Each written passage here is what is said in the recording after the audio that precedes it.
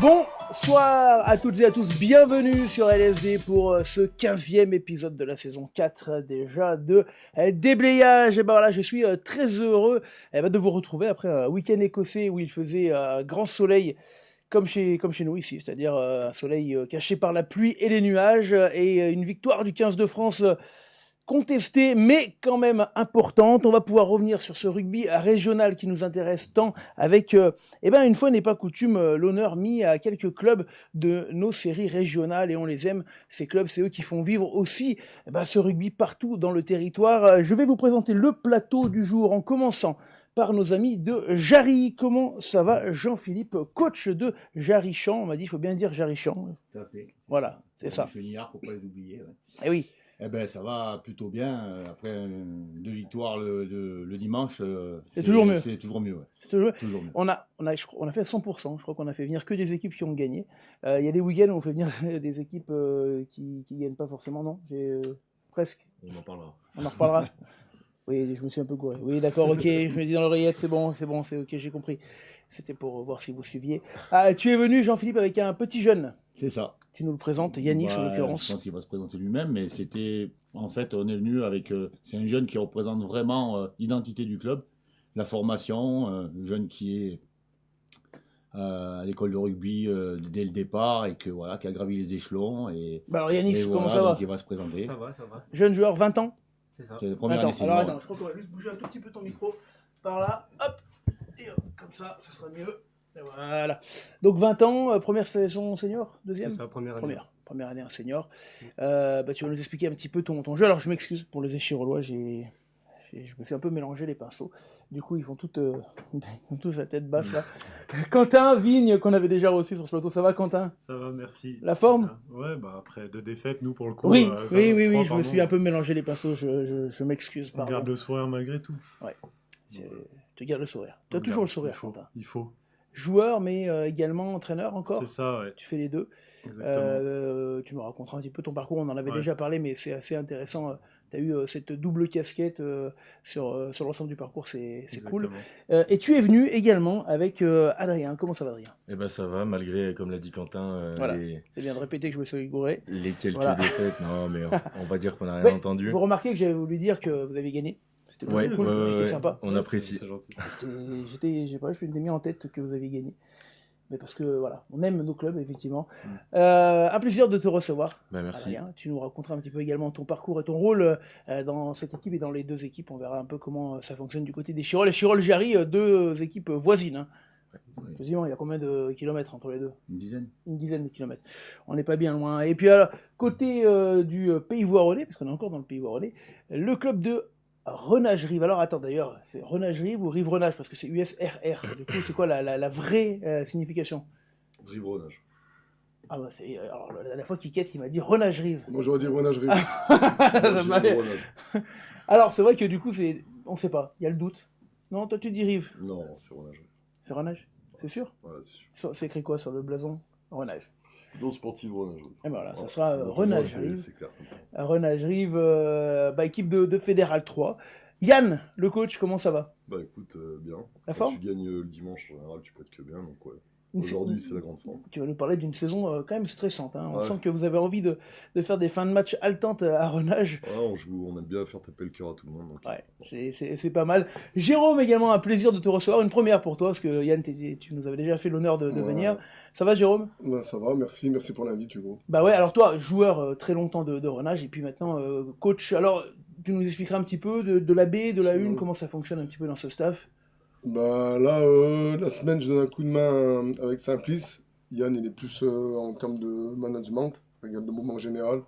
Et moi, je donne un coup de main devant. Tu sais, j'étais en Saint-Pilier, j'étais pas beaucoup de technique. Donc voilà, on donne un coup de main pour les toucher les mets.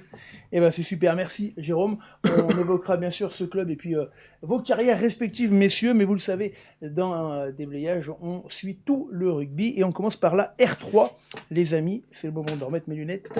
Voilà, sinon je vois rien. Avec la R3 poule 3 et le RC Mions qui s'impose contre le RC Forésien. Les Côtes d'Arrée qui s'imposent à l'extérieur 17-12, même si la couleur Kylian, tu auras un blâme, tu devras les pains au chocolat demain, s'impose du côté de Amplepuis.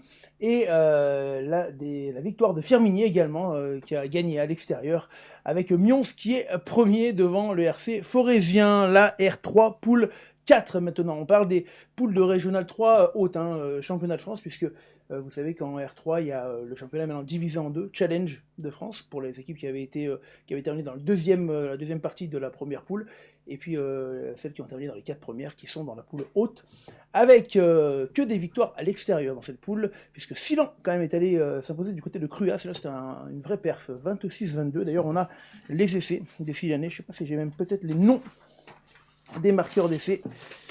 Eh ben oui, je les ai, puisque c'est Mikou, Broisa, Gilero et Noiron. Des noms qui résonnent, parce que Gilero, quand même, un joueur qui a été bien connu de la fédérale, vous l'avez affronté tous les deux, hein, Client. Ouais, un client. Ouais, bon client. Un client, un 3/4 centre au physique imposant, Gilero, qui est coach maintenant, joueur-coach de Silan. Silan qui s'impose du côté de Cruas, 26-22. Saint-Paul-les-Romans s'incline à la maison contre l'AS Granoise et Royan s'impose à l'extérieur. Silan est premier de la poule, à savoir, ils nous l'ont dit la dernière fois lorsqu'ils sont venus sur le plateau, en cas de qualification pour les finales de secteur, pour la première fois, Silan ne jouerait pas dans la catégorie des Alpes, mais dans la catégorie de la Drôme-Ardèche. Ils ont été repositionnés dans cette poule plutôt Drôme ardéchoise. Voilà pour la R3 poule 4, la R3 poule 5 maintenant, avec Brézin qui s'incline devant Bugey-Belay à la maison, Faverges, le rassemblement SOUA Faverges, qui a deux équipes, puisque du coup on en reparlera tout à l'heure, qui s'impose contre le CA Mauriennais. Ça c'est une belle perte parce que le CAM c'était un gros club de ce championnat. Et Haute-Tarentaise Fontaine qui a été reporté. Faverges est maintenant leader, Faverges SOUA. Leader devant Bugey-Belay. Le CAM est donc troisième de cette poule de R3. On va grimper d'un niveau et on va aller tout de suite dans la poule qui nous intéresse. La Régionale 2, poule 3, une poule assez dense avec la victoire de l'Aravoire du côté du Touvet-Pontcharrat. Touvet-Pontcharrat qui quand même s'est battu et qui a accroché cette équipe de l'Aravoire. 22-11 pour l'Aravoire. Avant de parler de Jarry et de Échirol, on peut noter le match nul entre Thônes Aravis et le CS Grésivaudan-Beldon, 23-23. Et on va commencer du coup par Jarry qui recevait donc Chartreuse Saint-Laurent-du-Pont, puisque c'est le club du RC Chartreuse, à ne pas confondre avec Chartreuse-Néron, Saint-Égrève-le-Fontanil. Alors, un petit mot sur ce club de Jarry, autour de Grenoble. Jean-Philippe, déjà, Jarry, c'est un club qui a été fondé en quelle année? Ouh là là. C'est là. Bonne... Tu peux appuyer sur le buzzer si tu ne sais pas. Voilà. Ok. Bonne question. On commence bien. Là, du coup, tout le monde stresse pour connaître la... C'est marqué dessus. Bon, ça va. Allez, parfait. Non, j'ai dit une bêtise. Ça doit être. On a fêté le centenaire l'année dernière. Ah, c'est bien. Donc, du coup, là, tu m'as pris de court. 1923. Donc, ça fait 1923. Logiquement. Voilà, logiquement, c'est ça. Donc, club centenaire. Voilà, de club Jarry. centenaire l'année dernière. Ouais. Un petit peu d'histoire quand même sur ce club de Jarry qui a connu des niveaux fédéraux, si je dis pas de Ouais, bêtises. fédéral, longtemps, fédéral 3. Ouais. Frôlé avec la fédérale Il y a 2. eu la fédérale 2, non? Ouais, Ouais, donc, c'est ça, une année. frôlé, ils sont pas montés Ah, ils sont en pas fédéral montés. 2, non. Bon, à l'époque où le rugby était un peu différent, il y avait groupe A, groupe B, fédéral première division, et puis, non, fédéral 2 d'ailleurs, deuxième division. Donc, mais Oui, bon, oui, il y avait 80 clubs en Oui, mais groupe A, groupe B, c'était pas les mêmes niveaux, mais quand même. Mais à l'époque. Alors, ce qu'on retient, c'est un club centenaire. Jarry, qui est donc un club bien connu du secteur. Combien de licenciés au total dans le club? Alors, on a 280 licenciés au total, 120 jeunes en école de rugby. Ouais. Donc, on est répartis de l'école de rugby jusqu'en senior et on a un pôle aussi rugby touché avec féminine, mixte et plus de 35 ans. D'accord. Et là, est-ce qu'il y a une section féminine peut-être en route pour Non, pas du tout. pas compétition Non, encore non, pour l'instant. non, on a choisi plutôt La partie le loisir. côté loisir rugby à toucher, à 5. Équipe senior avec donc deux équipes, Ouais. 60, 65 60 licenciés à peu près, Ouais. ouais, on va dire. Ouais. Voilà. Ce qui est suffisant ou pas pour faire une saison? Faut ça. Il faut, minimum. Ouais, c'est. Je dis pas le minimum, des fois on s'en sort. Après, ça dépend tout de l'assiduité du groupe et tout ça, mais nous, à nos niveaux, on sait qu'on a toujours des blessés, ça c'est normal, tout le temps. Ouais. Puis bon, les gens qui bossent, c'est pas leur métier, c'est pas pro. Donc des gens qui sont postés. Voilà, il faut ça. Pour tourner, il faut ça, pour avoir une petite concurrence, pour faire progresser le groupe. Avec Il faut une ça. équipe à 12, du coup, en réserve, pour l'instant, vous avez réussi à faire tous vos matchs? Oui, Voilà. oui. C'est ce qui Quelques doublons, Ouais, bien sûr. quelques fois, pas tout le temps, mais un ou deux doublons des fois.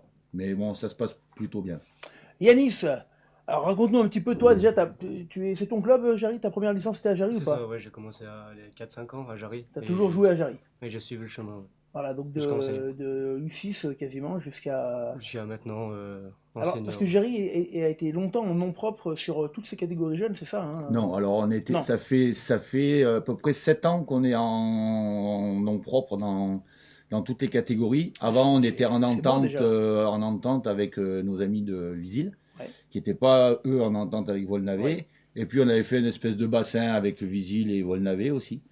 Et puis, Il y a pas mal de clubs quand même, hein, voilà. dans Et l'environnement. puis, Les Chirol, Conquet qui sont juste à côté aussi. Et puis comme je te disais, là, donc il y a quelques années, sous l'ère de notre président Lionel Baldasso, qui lui voulait revenir en autonomie complète. Et c'est là que je lui ai donné la main aussi en tant que secrétaire à l'époque au club. Et donc petit à petit, en repartant avec l'école de rugby, en mettant des salariés qui vont dans les écoles, on a réussi à restructurer et être en autonomie en école de rugby, en U14, en U16 et en C'est U19. incroyable, c'est quand même des choses qui... ça fait toujours plaisir à entendre, des clubs qui arrivent à être quasi autonomes sur les écoles de rugby. Alors qu'en plus, il y a de la concurrence autour, hein. Il y a quand même pas mal de clubs et de sports, hein, dans l'agglomération Aussi, bien sûr. grenobloise. Yanis, toi, j'imagine, c'est ta première année senior? Oui. Ça doit être sacrément gratifiant, c'est une fierté, j'imagine, de jouer en équipe 1 quand tu as fait toutes les catégories du club. Bah oui, oui, c'est ça, c'est Tu une te fierté. souviens un petit peu de ton premier match, par exemple, en senior? Ça t'a marqué Si Mon tu me dis que tu premier ne te match. souviens pas, ça m'inquiète, parce que c'était il y a Euh, longtemps, quand même. T'avais déjà joué l'année dernière? Ouais, Ah, c'est ça, t'avais j'avais déjà déjà fait fait des 2-3 matchs quand j'étais en moins 19. Comme il avait plus de 18 ans, quand on jouait pas en junior, il pouvait aller donner la main. de la main en senior. Ça fait, vous arrivez à avoir une équipe, par exemple, type, sur un groupe de 23, combien de joueurs formés au club ou dans un environnement proche, on va dire? Ah, sur la totalité, on est aux alentours. En fait, on a des grosses générations là depuis 7 ans, on va dire des années 99 jusqu'aux années 2003. Ça représente à peu près 70% de. On est une équipe très très très jeune. Ouais, c'est vrai. Très jeune. Moyenne d'âge, Troisième ligne, Yanis 20 ans, son collègue Bastien 20 ans, et troisième ligne Sand 21 ans. Et ouais, ah oui, très très jeune. Et club très formateur, hein, on a vu quelques joueurs sortir de Jarry, le dernier étant Ferreira, parti du côté de Vigné. J'imagine pour vous aussi c'est la fierté de voir Bien ces sûr. joueurs continuer à 4-5 niveaux plus haut, non? Bien sûr, c'est une fierté, et on est content pour lui que ça, en plus c'est un bon gars. Donc vraiment, il était encore avec nous hier soir, il est venu nous féliciter de notre victoire. Vraiment des gars qui sont encore au club, qui viennent participer aux activités au club, et on est content que ça puisse marcher pour lui à plus haut niveau. Et il a bien fait de partir, Toi, ton parcours, Jean-Philippe, c'est quoi ta première licence de rugby, tu t'en rappelles? La toute première. Alors, moi, j'ai pas un parcours rugbyistique extraordinaire, d'accord. J'ai joué en jeune, en scolaire, à l'armée. Ouais. Puis je suis parti sur d'autres sports, le foot malheureusement, désolé. Bah, non, mais faut, attends. Du hand, j'ai fait un peu du hand. Et puis je suis revenu à Jarry par l'intermédiaire de mon fils. Donc là où c'est que certains en arrêtent tant leur carrière, qu'éducateur, voilà, pour là suivre où ton c'est qu'il y en gamin. a qui arrêtent leur carrière au trentenaire, Ouais. moi du coup j'ai repris une licence. Et puis voilà. Et puis Et de t'as fil en grimpé aiguille, petit à petit en même temps que ton fils. voilà, j'ai suivi mon fils en tant qu'éducateur. Et puis voilà, T'as fait comment toutes les ça se passe. catégories jusqu'à senior. Du coup. Voilà. Alors après, j'ai arrêté carrément de coacher, voilà, et je suis passé donc au secrétariat. Et après, vu que je suis retraité, jeune retraité, ça me manquait le terrain, et j'ai dit, tiens, pourquoi pas revenir sur le terrain. Et je suis resté dans le pôle U19, U18, U19, Ouais. et je suis resté 7 ans en U18, U19. Ce qui fait que la grosse majorité des joueurs qui sont aujourd'hui en senior, ils sont passés avec moi en Oui, jeune. donc ça te permet de suivre en fait ta Voilà. génération. Donc, voilà, c'est la suite logique. Voilà, donc on m'a proposé ça cette année. Donc c'est ta et première donc, véritable expérience en senior, en senior, oui, c'est ma première Ouais. expérience en dans senior. un staff composé de qui alors? Alors, on est 4 entraîneurs nous, on a fait le choix cette année de ne pas avoir d'entraîneur B, entraîneur A. C'est un C'est-à-dire groupe que complet. voilà, c'est un groupe. On alterne un dimanche en A, un dimanche en B. Donc 2 entraîneurs pour devant, 2 entraîneurs pour derrière. Et un soigneur qui est, entre autres, son père, qui était un ancien éducateur, qui fait soigneur sur les 2 collectifs et qui nous donne aussi la main le mardi pour mettre en place des ateliers, voilà, qui a un petit regard sur le sportif aussi. Et donc on est 4 issus de Jarry, anciens joueurs de Jarry, et Bastien Rodriguez qui est venu cette année étoffer le groupe et qui vient des Catalans. Et l'année dernière il était sur Villarbonneau en catégorie jeune. Il Super. s'occupe des 3 quarts. Alors, vous receviez cette équipe de Saint-Laurent-du-Pont, équipe qui est descendue de Régional 1 la saison dernière. On avait envoyé sur votre complexe sportif notre reporter crocodile Théo Brunet qui est allé filmer. On va commenter ensemble les images de ce match. Jean-Philippe, comment tu l'avais préparé ce match ? Ben, on savait que c'était une équipe qui était assez solide devant. D'accord, qui nous avait posé de gros problèmes en mêlée là-bas. Donc voilà, on s'était préparé avec un gros combat devant et essayer de dynamiser et de mettre du rythme parce que c'est pas que leur point faible, mais on savait qu'on avait la possibilité plutôt d'axer sur les 3 quarts. C'est une stratégie que vous mettez en place toute la saison, ça, ce jeu de 3 quarts, ce jeu un petit peu. Ben, nous, on est très déficitaire en gabarit. On n'a pas de joueurs vraiment solides. J'ai cru que tu étais voilà, libre au début. Yanis, 3e ligne, voilà, c'est pas. Mais donc, du coup, on essaye de mettre du volume de jeu, de la vitesse, et puis voilà, quoi, et pas trop souffrir sur les phases de conquête et sur les zones au pré. Première mi-temps, comment ça se passe, Yanis, sur le terrain, du coup ? Bah, plutôt bien, on prend un carton rouge à la 20e minute. Après, carton rouge des 2 côtés ? Non. Juste pour vous. Ouais. Donc vous faites quasiment tout le match en infériorité ? Ouais. Et justement, on a fait le choix de sortir plutôt un 3 quarts. Bon, c'est un pilier qui prend un carton, d'accord, pour rester dense au niveau du paquet d'avant. Ouais. Et plutôt être en contrôle en 3 quarts. Et du coup, ça a plutôt marché parce que. Vous marquez 4 essais, hein. Beaufort 2 fois, Baumann et Mathieu contre un essai de Servoz pour Saint-Laurent-du-Pont. On va écouter quelques interviews d'après-match pour plonger un petit peu. Ah, on a la mi-temps 2. C'était que la mi-temps, hein, pardon. Je pensais que les 2 avaient été mis à la suite. On écoutera les interviews après. Alors, deuxième mi-temps, là, vous accélérez un petit peu. On voit que le terrain avait un peu subi l'eau du week-end. Hein. Ça a été un peu compliqué. Ouais. Mais ça va, c'était pas pire. Sachant que vous avez un terrain d'entraînement à côté, hein, en synthétique. Non. Alors, on a un tout petit terrain synthétique qui est dessus, là où c'est qu'on peut mettre l'école de rugby et faire des petits ateliers. Ça permet de ne pas avoir tout le monde peut-être sur le même terrain. Et autrement, notre terrain d'entraînement, nous en senior, c'est sur Haute-Jarry, un peu plus haut sur le plateau, là. Terrain qu'on utilise essentiellement pour l'entraînement. Donc, c'est un peu le revers de la médaille, c'est que quand on est aussi en autonomie sur toutes les catégories, les terrains souffrent, quoi. Parce qu'on ne peut pas aller jouer sur le terrain d'à côté. Et alors, vous avez tenu le choc dans cette deuxième mi-temps en gardant le rythme. On va maintenant écouter les interviews d'après-match qui arrivent tout de suite. Du coup, en fait, c'était une équipe qui était 3 points derrière nous au classement, donc important pour nous de gagner. On a de la chance, on gagne avec le bonus. Donc du coup, ça nous met avec 8 points d'avance sur eux, maintenant en attendant les autres résultats. Mais voilà, c'était une belle équipe, on perd d'un point chez eux. Voilà, après, je pense qu'on a fait un gros match aujourd'hui, un des meilleurs de la saison. Donc voilà, ça fait plaisir. Ouais. On a la chance en fait d'avoir une équipe très jeune et du coup qui court un peu de partout. Donc après, on s'est serré les coudes, on va dire. Et puis du coup, ça a fait qu'on a gagné le match, simplement. Alors, les objectifs, c'était pas forcément la qualif cette année, d'après les entraîneurs. Et puis, au final, on voit qu'on a un groupe qui vit très bien. Donc, du coup, je pense qu'on va essayer de jouer la qualif si on peut. Je crois qu'il faut finir dans les 4 premiers. Donc voilà, mais les objectifs à la base, c'était pas forcément de jouer la qualif. Maintenant, on a un groupe très jeune, ils ont tous 20 ans, là, les minots. Donc, les matchs après match. Voilà, c'est ça. Et puis si on peut se qualifier, on le fera. Hein. Et puis après, on verra la phase finale. Et là, j'ai entendu quelque chose qui me plaît pas. Match après match. Yanis, il a dit on prend les matchs les uns après les autres, tu vois, ça. Non, c'est interdit ici, je ne peux pas supporter cette phrase. Non, je plaisante, mais tu vas me faire une autre analyse, Yanis. On a entendu quelque chose d'intéressant, c'est que les coachs avaient dit on joue le maintien, mais que le groupe s'est dit finalement pourquoi pas jouer plus haut, c'est ça?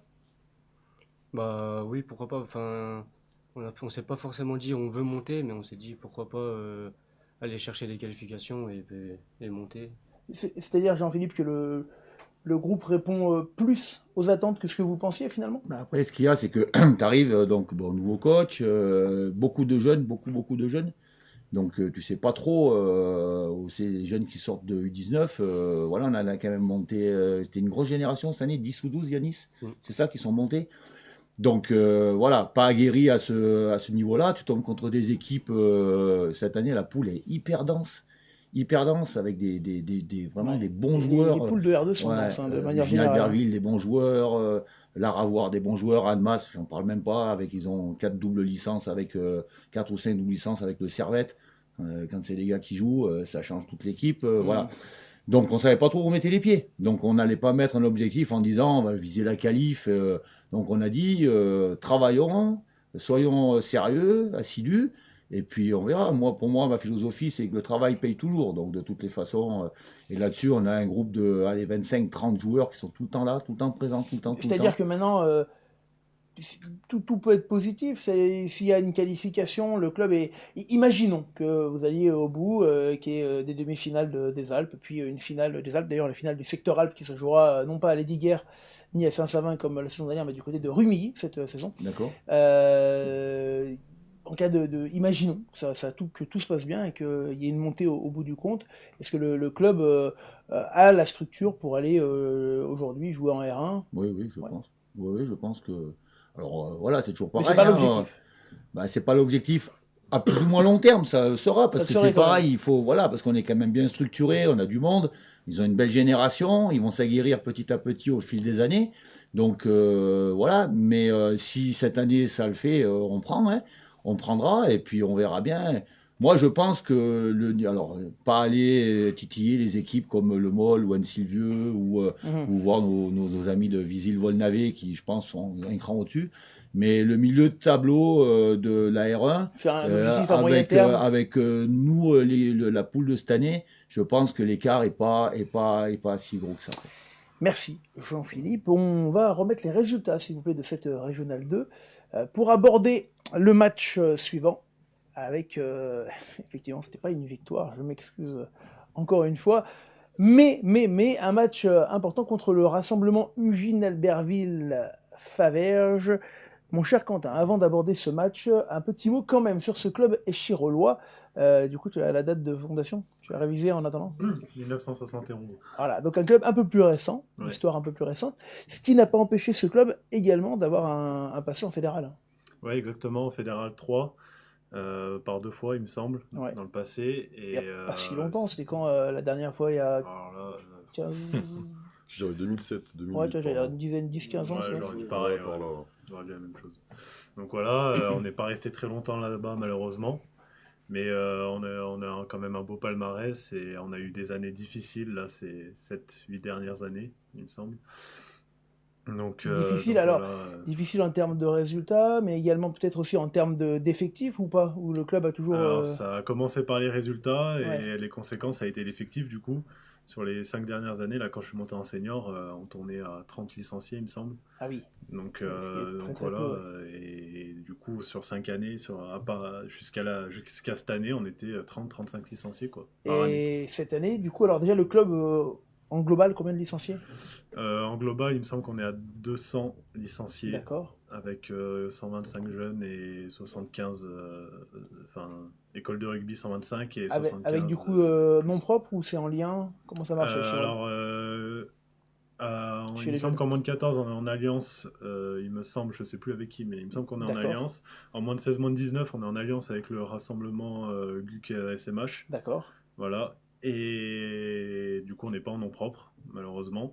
Il me semble que l'année prochaine, c'est ce qui va se passer. Ah, vu vous que- rebasculeriez en nom en propre nom propre, ouais, mais ça, c'est dû à la FFR. Parce que Et ouais, ils poussent vers Ouais, c'est ça, exactement. des diffusions, des dérassemblements. Exactement, Ce qui est un peu étonnant Voilà. sur des bassins, mais... Voilà, et puis voilà, puis là, on a fait un gros recrutement cette année en senior. Donc combien de licenciés en senior? En senior, il me semble qu'on est à 65 licenciés. Donc vous avez quasiment plus que doublé par rapport à il y a Ouais, quelques années. Carrément.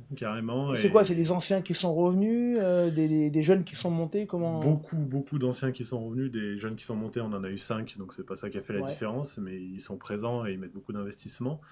Mais ouais, beaucoup d'anciens qui sont revenus et qui ont cru en ce qu'on proposait, en ce qu'on a proposé l'année dernière, et ça a fait plaisir parce qu'on a eu beaucoup de monde et ça a ravivé la flamme, donc c'est cool. Bah ça c'est super. Adrien, tu vas nous parler un petit peu de toi, Adrien. Quel âge tu as?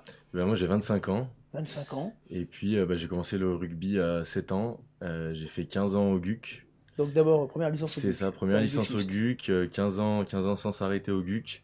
Je pensais que j'en partirais pas. Et puis par la force des choses, j'ai commencé à avoir de plus en plus de copains, de potes qui jouaient à Échirolles, qui me tannaient un peu de venir jouer là. Et puis du coup, au bout d'un moment, j'ai cédé, je suis venu dans cette équipe d'Échirolles, et puis depuis 2-3 ans. Donc tu as fait GUC et Échirolles. C'est ça, ouais. GUC, une année de pause, et puis Échirolles. Ah, une année de pause quand même. Ouais, une année de pause pour les études principalement. Ouais. Et j'ai repris à Échirolles. C'était l'année qui était nécessaire pour faire la transition, on va dire. C'était difficile de passer d'une équipe à l'autre comme ça. Et puis à Échirolles depuis 2-3 ans, et voilà, j'y suis bien. Qui est bien. Échirolles, on l'a dit, c'est un club quand même qui a un passé en fédéral. Les objectifs que vous êtes fixés, joueurs et staff en début de saison, les objectifs, ils étaient assez clairs, hein. C'était la qualification. Au vu de notre saison de l'année dernière, on avait quand même fait une belle saison qui s'était pas soldée par une montée, mais une saison qui avait été quand même réussie. Et puis voilà, donc les objectifs étaient clairs, c'était une qualification dans les 4 premiers. Quentin, tu confirmes pour les objectifs? Ouais, carrément. Ouais, alors avant d'aller sur le match, un petit mot, Quentin, même si on en avait déjà parlé la dernière fois, mais raconte-nous ton parcours un petit peu atypique quand même. Alors moi, j'ai fait toute mon école de rugby à Échirolles. J'ai 15 ans de rugby. Ensuite, pas l'année dernière, celle d'avant, j'ai eu la chance de pouvoir être espoir à Bourgoin. Voilà. Après, je suis retourné à Échirolles pour faire entraîneur et joueur, sauf que les À quel âge du coup tu avais 21 ans. Voilà, donc c'est un joueur jeune. Voilà, Commence tôt à être entraîneur. Exactement. Yann, t'imagines si t'étais entraîneur depuis 40 ans ou 30 ans J'ai pas 60 ans. Non, mais je sais bien, mais ça veut dire que quand il aura 40 ans, ça fera déjà 20 ans qu'il sera entraîneur. Courage à lui. Ouais, il n'a pas de cheveux blancs encore, lui. Non, pas encore. Ça m'est arrivé. Et voilà, et du coup, j'ai fait que coach l'année dernière parce que je m'étais blessé. Une grosse blessure, du coup, que coach. C'est ça. Et là, cette année, on est revenu pour faire entraîneur et joueur. Pas trop dur de faire une fois joueur, une fois coach-entraîneur, une fois que coach, et repasculer les deux, là? C'est très dur, ouais. C'est une vraie épreuve, mais on apprend beaucoup de cette expérience, et franchement, c'est très enrichissant pour le futur, que ce soit en tant que joueur ou entraîneur. Et ça, voilà.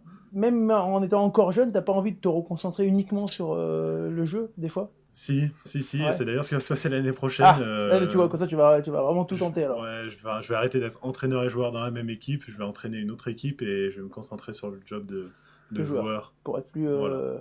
Ouais, et puis même dans le rapport avec les autres, c'est aussi parfois compliqué de jouer les deux rôles. On va parler de ce match, du coup, contre le SOUA à Faverges. Comment vous l'avez préparé? C'était quoi la semaine juste avant la rencontre? On venait de perdre contre Hamas, une grosse défaite. Voilà. Ça a commencé le lundi avec une réunion un peu au sommet pour remettre tout à plat, se dire les choses. Alors, pourquoi? Parce que finalement, la saison, elle répond pas aux attentes et on va dire aux objectifs que vous vous étiez fixés. C'est ça, on avait fait un bon début de saison, mais on avait quand même des difficultés qui étaient marquantes, et il y avait des non-dits au sein de l'équipe qu'il fallait corriger rapidement. Et c'est ce qui s'est passé. Donc on a corrigé ça le lundi avec une réunion que entre joueurs. Puis après, on s'est rectifié dans les entraînements, on a bien bossé. Alors c'est quelque chose qui malheureusement ne se règle pas du premier coup, et qui est un travail sur le long terme individuel et collectif. Et donc on a encore fait un faux pas pour le coup cette semaine, mais qui malgré tout reste encourageant au vu de l'état d'esprit qu'on a mis et de la qualité de jeu. C'est des petits détails des manques de lucidité et à travailler pour la suite. Et avant de passer au match, un mot sur le staff complet du coup. Et ben, le staff, on bosse bien ensemble. On a 2 entraîneurs-joueurs, moi et rien, qui nous occupons des 3 quarts. Et Parce que du coup, tu l'as pas dit tout à l'heure, mais tu Ouais. gères aussi. C'est une spécialité chiroloise d'être Je entraîneur-joueur. pense que c'est ça. Il y a Oui, deux spécialités, ça- c'est entraîneur-joueur et les croisés, parce que j'ai fait la même chose que Quentin en mai dernier. C'est ce qui t'a poussé à Ouais, c'est ce qui à m'a faire les deux. poussé. Ils sont venus me demander de dépanner un peu cette année pour la réserve. Donc là, tu coaches la B Ouais. et tu joues en une. Et là, j'ai repris en fait il y a 2 matchs Comme Jérôme en- bientôt, du coup, c'est ça Bon, merci. Je viendrai tout à l'heure. Non, voilà, c'était vraiment pour dépanner pour la réserve. Et puis là, du coup, ouais, j'ai repris avec la une. Et effectivement, le rôle entraîneur-joueur, C'est là, dur. je vois ce que Quentin vit depuis le début de l'année. C'est C'est pas difficile. facile. Hein. Et alors, c'est quoi qui est le plus dur? Bah, c'est de se concentrer sur les deux, hein, concrètement. Bon, après, il y a le rapport aux autres déjà. Là, que moi, je vis pas encore complètement parce que bah, j'ai pas, enfin, ça fait que 2 matchs que j'ai repris de à jouer. Mais par contre, c'est vrai que rien que le dimanche, réfléchir à ce qu'il faut que Ouais. l'équipe fasse, ce qu'il faut que moi je fasse sur le terrain, Ouais, ça fait beaucoup. tout ça, ça fait beaucoup, c'est assez lourd. Hein. Alors, Adrien, Quentin et les autres du staff, du coup? Et du coup, devant, on a Jean-Yves Morel qui s'occupe de l'équipe 1 et Romain Paquet qui s'occupe de la réserve. Donc voilà, 2 vétérans. C'est eux qui gèrent un peu, qui sont les doyens du groupe. Et voilà, on bosse très bien ensemble, collectivement, on s'entend très bien. Et on a encore des progrès à faire, mais je pense qu'on fait un bon boulot. Alors, on va attaquer cette première mi-temps de ce match.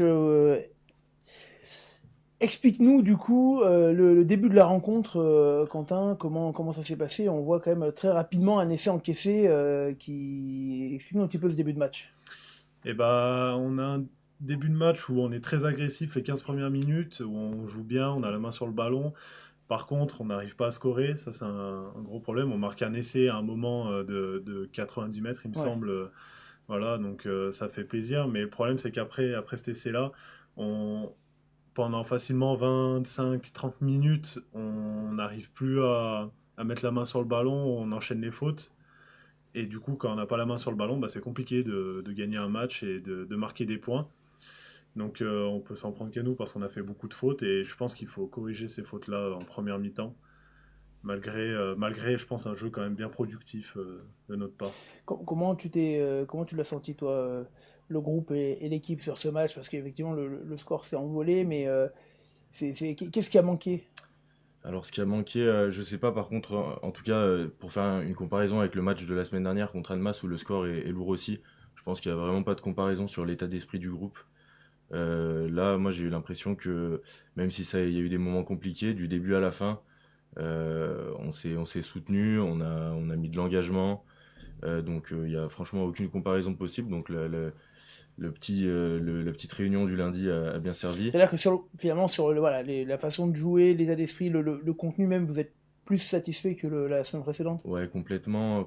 Après, comme l'a dit Quentin, je pense qu'on fait encore beaucoup trop de fautes, ce qui nous coûte, ce qui nous fait perdre beaucoup d'énergie. Et puis, bah, je pense aussi qu'on a un petit manque physique.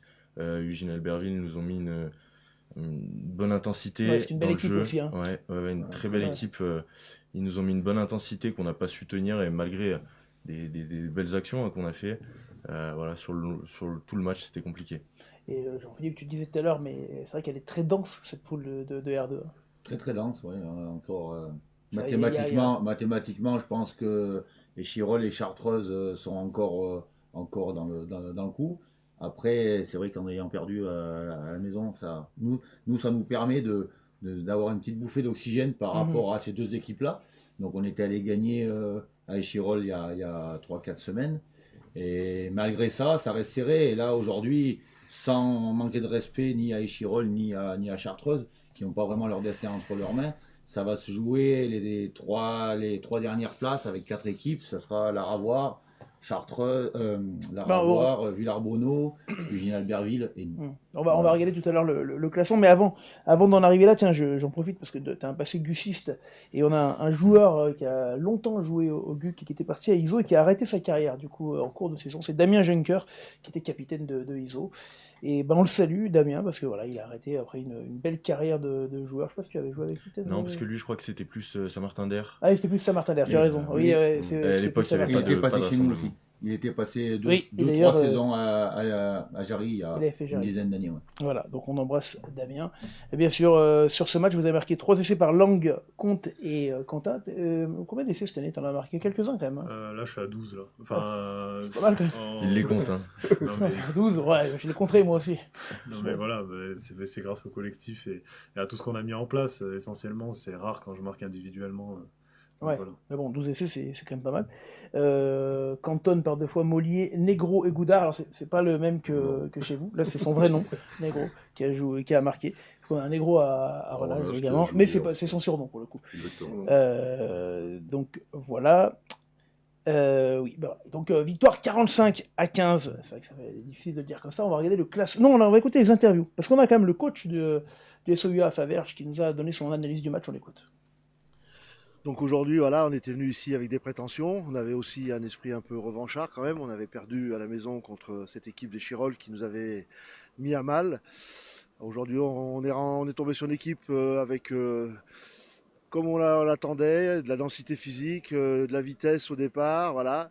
Mais bon, on a su être patient, on a su essayer de prendre les points quand il fallait les prendre. On a su marquer des essais aussi. Bon, je pense qu'on a fait un gros match au niveau de la défense. On a été quand même bien présent malgré la difficulté des impacts qu'on a pu recevoir. Mais globalement, moi je suis très satisfait du groupe par rapport à tout ça. Après, on a plutôt bien géré l'espace, les zones, où on a su retourner chez eux et continuer à essayer de travailler pour soit prendre des points au pied, soit essayer de marquer. Nous, nos prétentions aujourd'hui, elles sont revues un peu à la hausse, évidemment, parce que vu notre début de championnat, on était vraiment loin de ce qu'on souhaitait. Hein.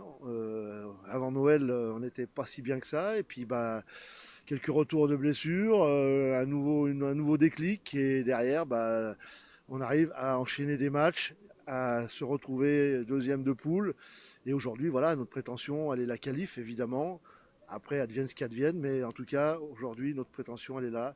On a encore 2 gros matchs. On reçoit Annemasse le premier, puis on ira à Chartreuse pour essayer de conclure correctement et proprement cette première phase. Et après, phase finale, on verra. Quentin, que penses-tu de l'analyse du coach adverse? Bah, je suis complètement d'accord. Hein. Ils ont produit un jeu qui était clairement propre. C'est-à-dire qu'il n'y avait pas de déchets, c'était organisé, structuré, et puis ils ont joué avec beaucoup d'instinct enfin, ils ont eu beaucoup de réussite aussi, donc tant mieux pour eux. Et puis Je t'ai nous, vu on sourire n'a tout pas à su- l'heure là pendant les images. Pourquoi c'est Ouais, parce que j'ai vu un joueur qui me fait marrer. Enfin bref, c'est pas. Ah, bah, c'est celui qui était fatigué là un petit peu Ouais. Ah, c'est ça. Enfin bref. Tu peux le citer. Hein. Non, je suis pas sûr. J'ai Non. peur de ce qui Ah, va bah, m'arriver derrière. C'est con, il est arrivé au même moment. Mais bon, et non, ils ont été enfin, je veux dire, leur jeu était très propre de A à Z, et contrairement à nous, on a fait beaucoup de fautes de main, et c'est ce qui nous a fait les points qu'on devait marquer, on les a pas mis. Contrairement à eux, qui à chaque fois qu'il y avait le ballon, bah, ils marquaient, et du coup, le score va vite en leur faveur, et voilà, on n'a pas su le rattraper. Le classement, s'il vous plaît. Oh, donc les résultats. Bon, sur le classement. On les a vu tout à l'heure, les résultats. Annemasse, donc premier devant Eugène Albertville, 52 et 39. Hein, Annemasse qui a fait le trou et l'écart même au niveau des points, parce que plus 286 de goal average quand même. Jarry pour l'instant 3e, 38, Laravoir 36.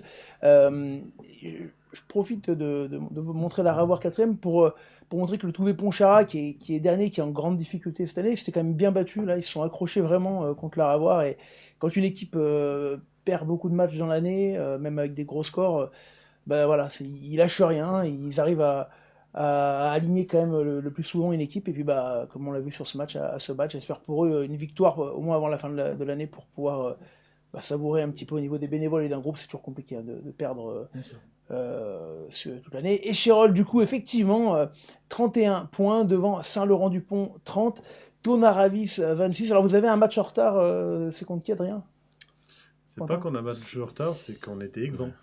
Ah oui, à On est cause 9. du décalage. Du coup, il y a quand même un match en retard au niveau comptable par rapport à Thônes, ce qui vous donne un petit avantage. Le maintien, ça reste quand même du coup maintenant un nouvel objectif, ou est-ce qu'on espère quand même aller chercher la revoir? Vous êtes pile entre les deux.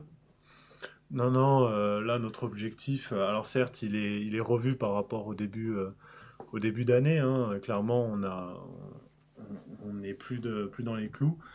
Après, on a toujours la possibilité d'aller chercher quelque chose et de se faire plaisir pour la fin de l'année. À voir comment ça évolue. Je pense qu'on préfère ne pas penser à se dire qu'il faut qu'on aille chercher le maintien, mais plutôt à se dire qu'il faut qu'on aille chercher une qualif. On reste focus là-dessus. C'est ça, exactement.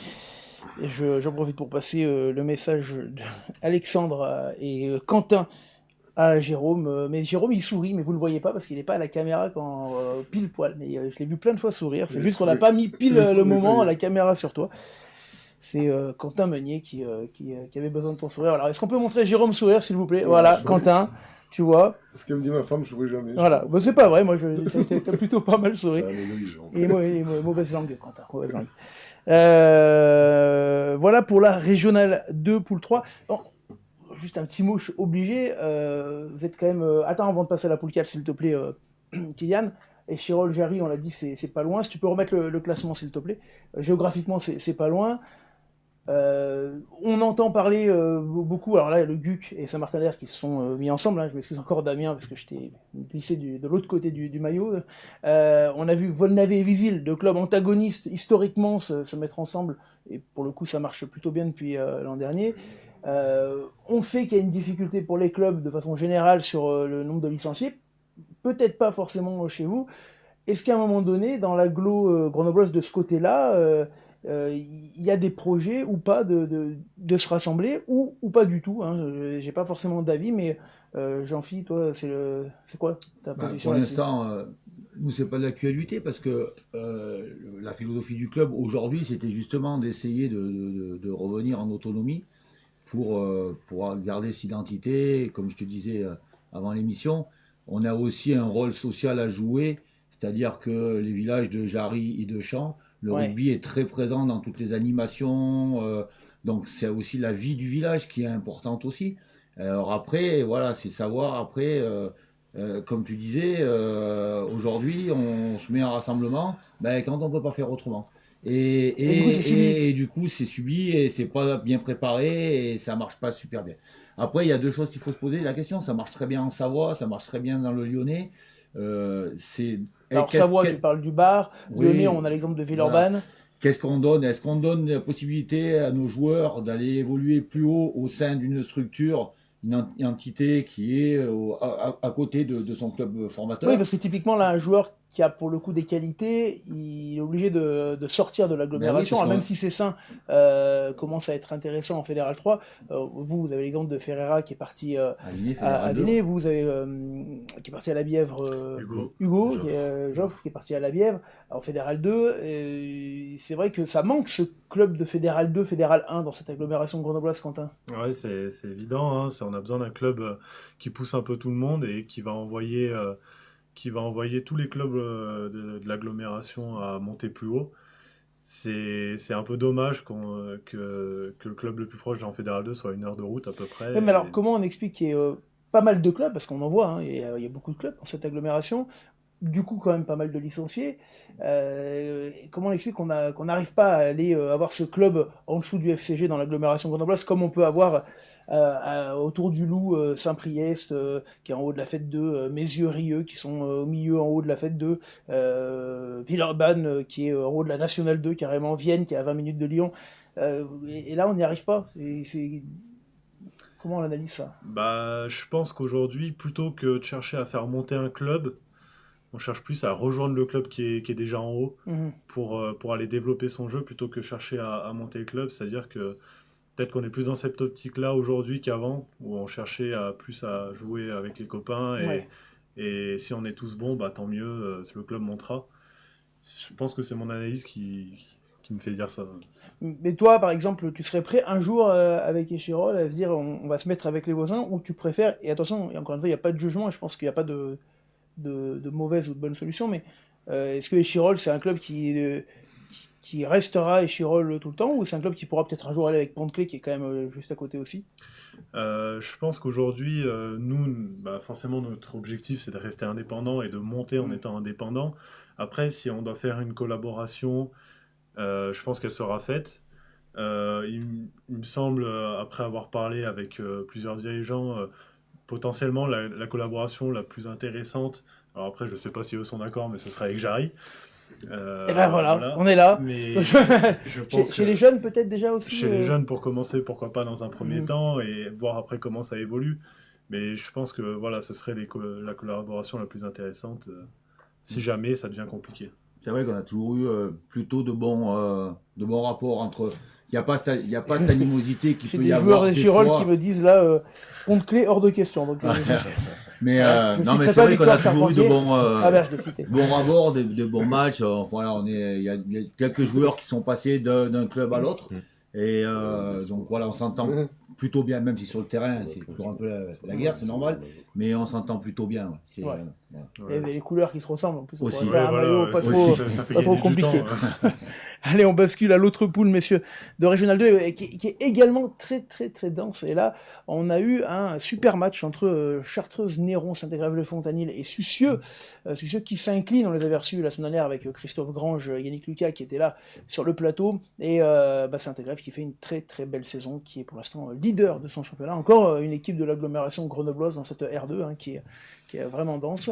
La Côte Saint-André fait le gros score et la très grosse victoire du côté de la Verpillière, 25-20, qui me permet d'ailleurs de saluer son coach de la Verpillière, Christophe Venditti, qui a annoncé qu'il arrêterait sa carrière, en tout cas sa position de coach du côté de la Verpillière à la fin de la saison. Culin s'impose du côté du RC Grésivaudan, 16-10. Le RC Varassieux prend un succès précieux à la maison contre Saint-Donat 33-3 et la Cévennes s'impose contre Pont de Cherhuis, 33-21. La Cévennes qui gagne depuis que Yann Arnaud, président de Vienne, ne joue plus. Voilà, ça c'est dit. Non, c'est pas vrai en plus, parce que c'était un super joueur, mais il était blessé. 33-21 pour la Cévennes de Victor Massot. Le classement, s'il vous plaît, avec Culin premier devant Saint-Égrève. Saint-Égrève qui a un match en retard par rapport à Culin, on voit. Mais c'est serré, 52, 51, 49 pour la Côte. Trois équipes qui se tirent la bourre devant le RC Grésivaudan qui n'est pas très loin avec 46 points, même cette défaite à la maison qui leur fait du mal. L'Air Verpillière, 39, commence à être distancé, la Cévennes, Varassieux, Sucieux. Et là, le trou est, semble-t-il, fait avec la relégation. Saint-Donat et Pont-de-Cherhuis, pour l'instant, sont dans la zone rouge.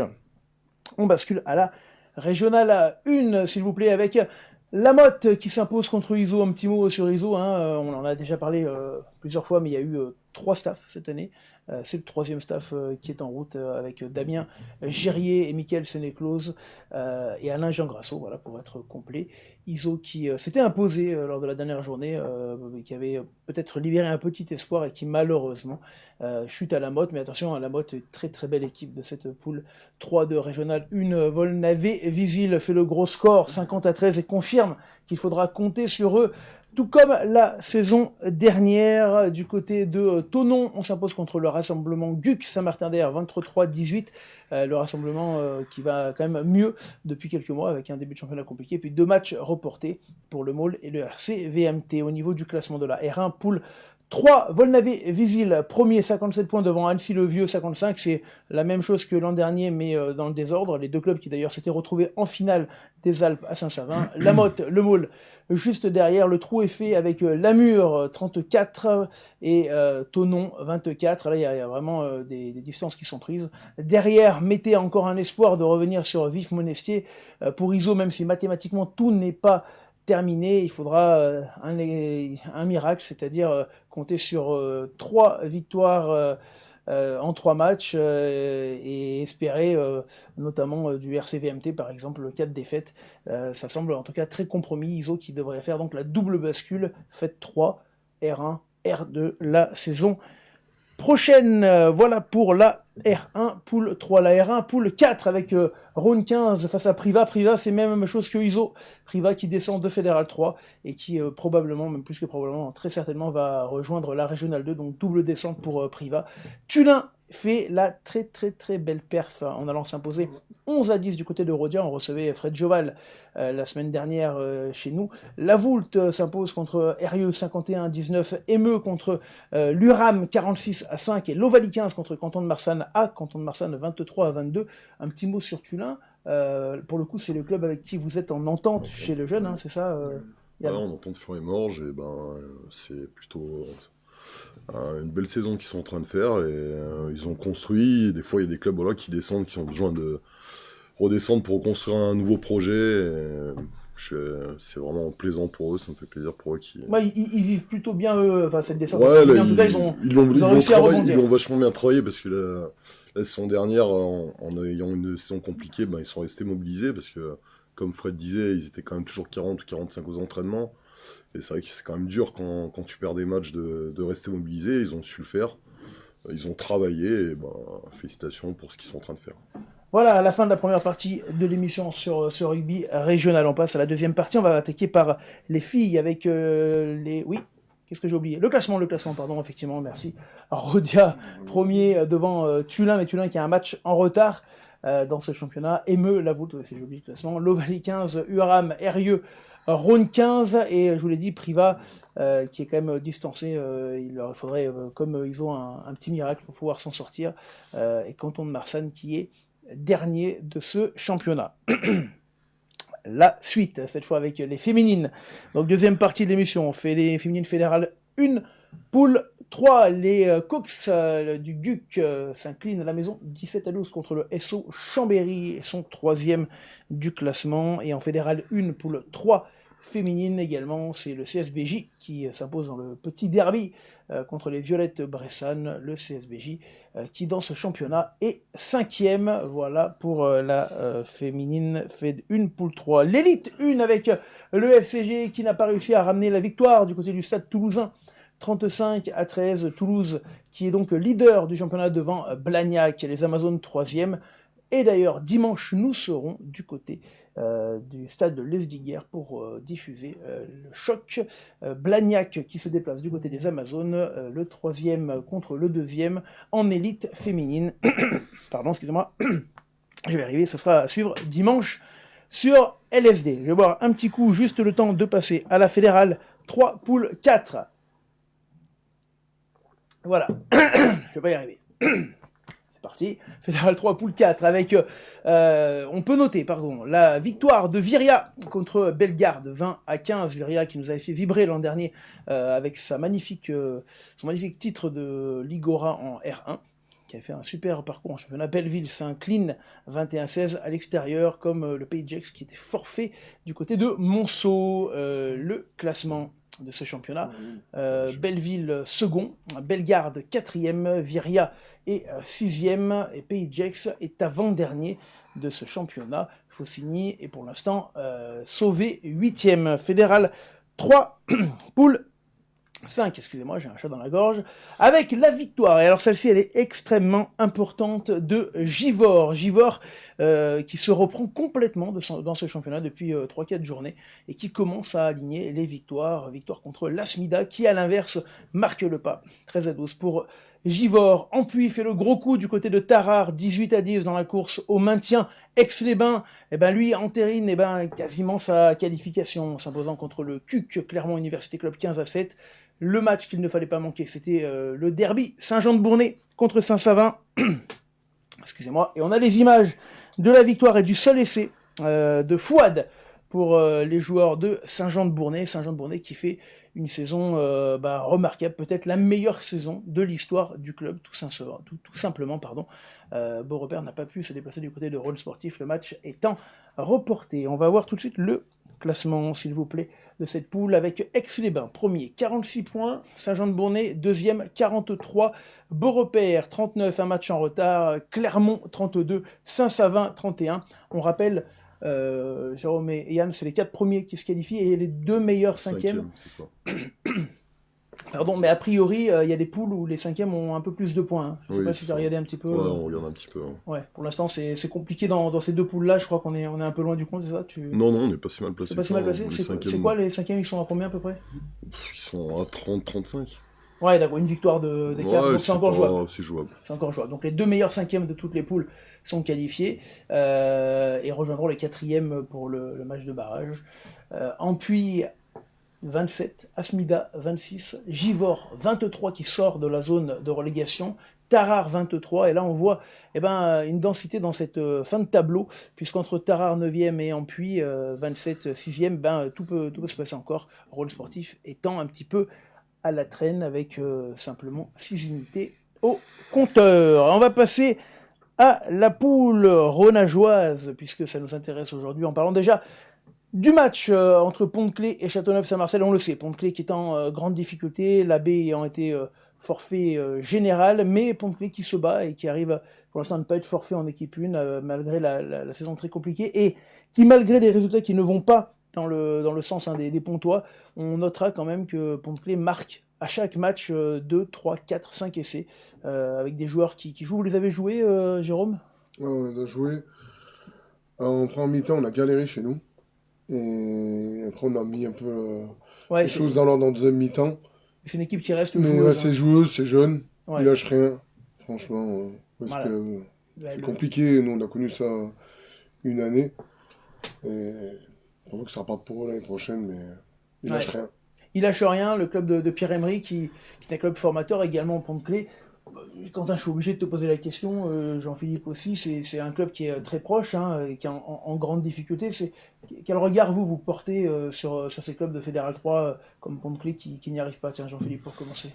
Oh, quel regard, je sais pas, je pense que peut-être, on ne sait pas trop hein, comment ça se passe à l'intérieur, on n'est pas à l'intérieur de leur club, comment ça fonctionne, est-ce que le problème il était essentiellement avec les joueurs seniors et le message des coachs qui passaient pas, parce que j'ai cru comprendre qu'il y a quand même pas mal de joueurs qui sont partis en fin de saison. Il y a eu, on va dire, un décalage entre les coachs et les joueurs. Sans trop anticiper. Non, mais je crois que ça a été assumé de la part du club. Voilà, donc c'est vrai que bon, nous, comme je te disais tout à l'heure, on était en autonomie jusqu'à présent, et cette année, on est en entente avec eux en U16 et en U19.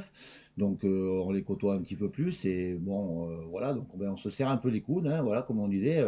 Quand on est en difficulté, les clubs voisins et tout, on essaye de se serrer les coudes pour essayer de donner une meilleure formation aux jeunes, et puis voilà. Mais bon, leur problème, je pense que c'est au fil du temps. Peut-être on se rend pas compte. Nous, ça nous est arrivé aussi il y a une vingtaine d'années, où c'est qu'on voit qu'on perd du monde, et puis on dit ouais, c'est pas grave, et c'est pas grave, et c'est pas grave, Parce qu'ils ont eu des résultats en jeunes il y a quelques années, ouais, notamment avec Jean-Victor Bertrand. Bien sûr. Et puis voilà, puis on s'aperçoit que quand voilà, c'est trop tard, et cette année, c'est dommage pour eux, quoi, parce que c'est un club qui quand même historiquement qui est aussi un club historique. En en Fédéral 2.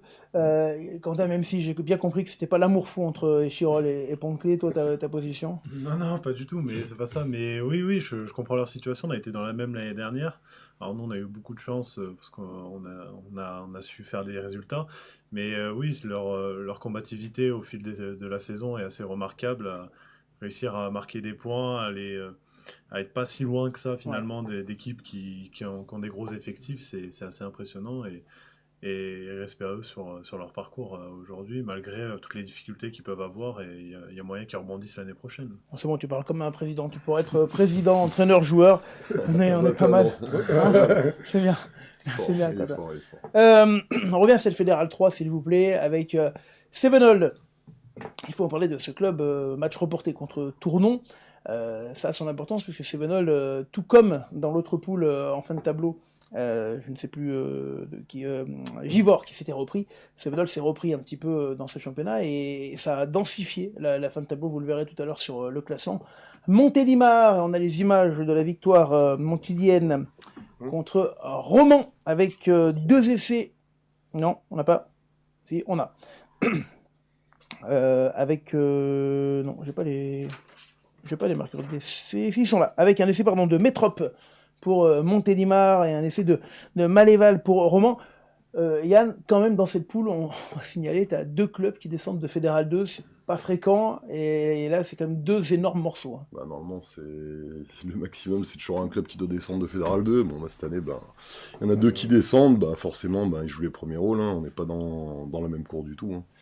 Pas dans la même cour, malgré tout, les matchs ont été accrochés. Les matchs ont été accrochés, mais bon, après, quand je regarde un club comme Montélimar, ils ont gardé leur effectif, ils sont quand même allés chercher 4 joueurs qui jouaient en national au Aubenas l'année précédente, donc bah, forcément, voilà, forcément c'est une très belle équipe. T'as un Tournon qui descend aussi, qui n'a pas perdu grand monde et qui était habitué aussi à jouer en Fédéral 2, bah, c'est 2 clubs qui sont complètement compliqués par rapport au reste du tableau. On va parler de Cessin, qui est aussi une équipe qui produit beaucoup de jeux dans ce championnat, Jérôme. Ouais, c'est ça, c'est vif derrière. Bah, après, on peut citer un nom, franchement, j'en ai faire de lance, Thomas Amoré. Ouais, Thomas, bah tiens, on va voir les essais. Il y en a quelques-uns. On n'a pas tout mis, parce qu'il y en avait beaucoup. Victoire large, 50-28 pour Cessin. 50-25, pardon, contre Le Teil, avec des essais de Ajavon, d'Abélard, de Malévar, doublé de Thomas Amoré. Ancien joueur de Fédéral 2 à Voiron, hein. Essai de Munoz et essai de Pelletan contre les 3 essais du Teil, de Lunardon, de Wetter, ou de Vetter plutôt, et de Franck. Ouais, équipe intéressante aussi, cette équipe de C5 qui est capable de produire du jeu, Yann. Ah, c'est une équipe qui est huilée, hein, qui travaille aussi sur un projet depuis 3-4 ans, qui étaient en honneur, qui ont fait un beau parcours. Qui l'année dernière ont continué, et puis ouais, c'est une très belle équipe qui est huilée, qui va très vite et qui jouera en tout cas le haut de tableau. Aussi, bien entendu. Ouais. Alors, on va arriver à ce qui nous intéresse ce soir, c'est-à-dire ce club de Renage. Alors, vous avez triché, c'est écrit sur le maillot. 1912. Donc, le club le plus vieux ce soir, puisqu'on on est à 102 ans. 12 ans. 112 Non, on a fêté les 110 ans. 112. Ah, mais je me rappelle pas. On a fêté les 112. 112 ans pour ce club de Renage. On avait reçu la père et fils Aymar qui nous avait parlé un petit peu de l'historique de ce club. Alors on va pas revenir parce que c'était il y a 2-3 semaines dessus, donc on va plutôt s'intéresser à cette année. En tout cas à ce cycle entamé peut-être même l'an dernier. Combien de licenciés alors à Renage de façon générale ?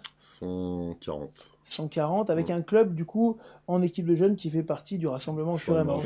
C'est ça, jusqu'au moins de 14, parce qu'après, je crois qu'avec les cadets, c'est les 2 rassemblements BIPS et BIPS. Ça veut dire 7 équipes pour faire... Voilà. Alors, ça, on peut quand même s'attarder juste 30 secondes là-dessus. C'est pas forcément un bon point pour les clubs seniors d'avoir 7 équipes qui se partagent des juniors en fin de... Comment on explique ce manque de licenciés là sur cette... Il y a un trou de génération. Il y a un gros trou de génération depuis des années, et c'est vrai que ça fait peur. Quand on se dit qu'il faut 7 clubs pour faire une équipe, ça fait vraiment peur pour la suite. Ça veut aussi dire qu'il y a une densité de clubs très importante ici, parce que s'il y a 7 clubs pour faire une équipe, c'est qu'on a 7 clubs en 6 km², hein, globalement. J'exagère un peu. Tous les 3 km, t'as un club, quoi, pratiquement. Donc, c'est que c'est compliqué. Heureusement qu'ils font ça pour pouvoir encore intéresser les jeunes à jouer au rugby, parce que... c'est un gros problème aujourd'hui, c'est qu'il y a de moins en moins de licenciés. Alors je me permettrai de revenir sur ce point après le match, parce que du coup, comme on en parlait également avec Chirol et Jarry, c'est un sujet intéressant. Revenons à la saison, Renage qui repart avec un objectif de qualification, non ? Non. Même pas de haut tableau, de qualification, c'est-à-dire même pas, le maintien. C'est vrai, Le maintien, tout simplement. Non, mais là, tu as pris de la graine de Antonin Rosan. Du tout. C'est vrai, maintien, objectif du jeu. Parce que l'an dernier, c'était quand même pas une... C'était une très belle saison, mais après, quand on a annoncé qu'on jouait la qualif, on s'est planté, si tu te rappelles. Donc on va rester sur le maintien, et puis... milieu de tableau, on va dire. Milieu de tableau. Milieu de tableau, ça veut... 5e. Basculer. On va jouer bloc après bloc, pas match après match. Je prends.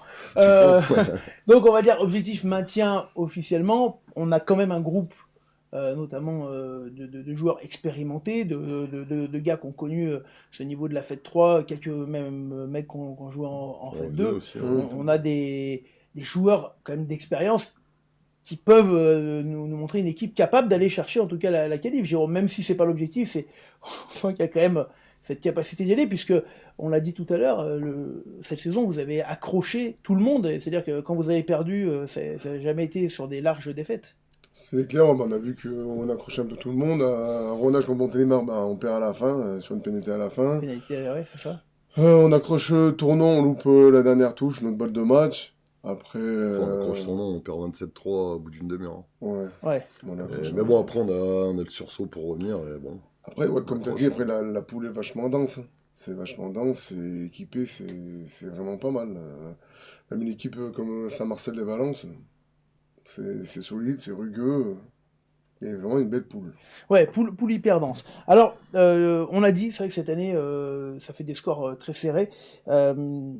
Renage, c'est un club que vous avez tous les deux fréquenté de nombreuses années. Jérôme, t'as toujours été renageur, toi? C'est quoi ta première licence? Oula, moi j'ai commencé le rugby tard.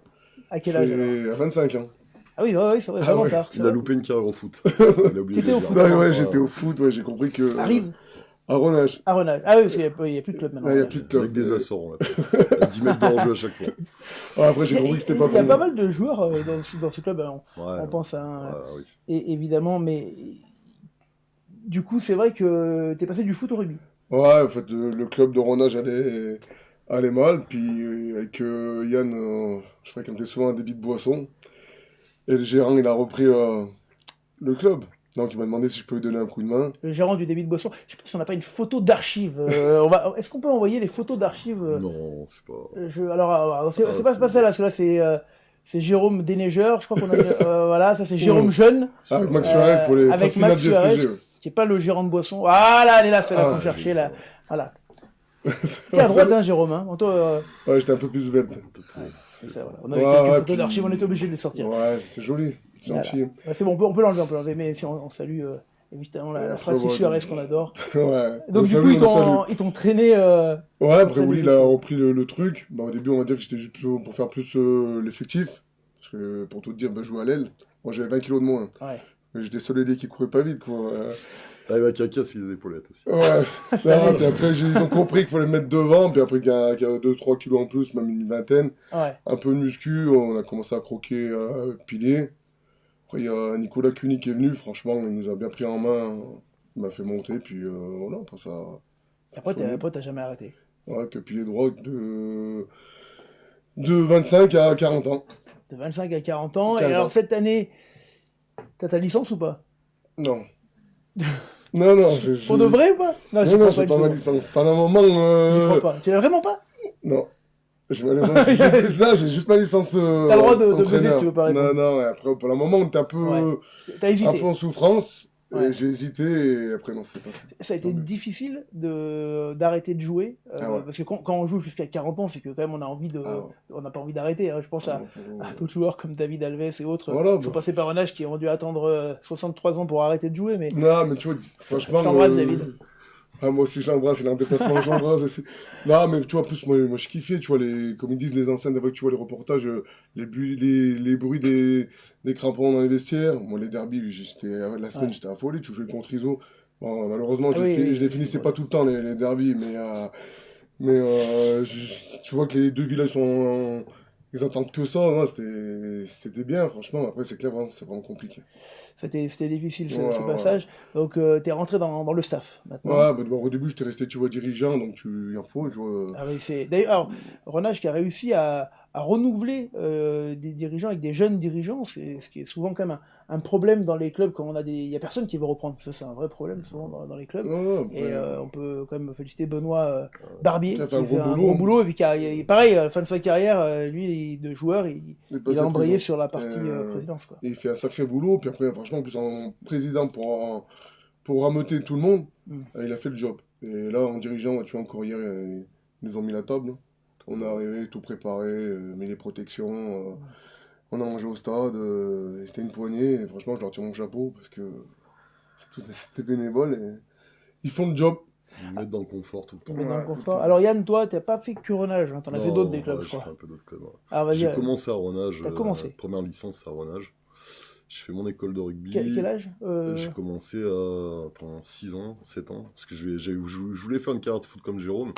Mais en fait, ça n'a pas marché. Quoi. Ils t'ont vite. Ça n'a pas matché du tout.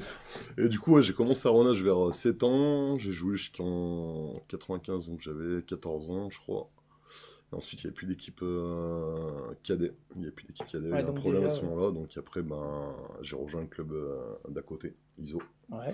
où je suis resté de 95 à 2001, il me Ouais, semble. donc 6 ans quand même. 6 ISO. ans, ouais, où j'ai fait cadet, junior, et j'ai commencé à jouer un peu en senior. Ouais.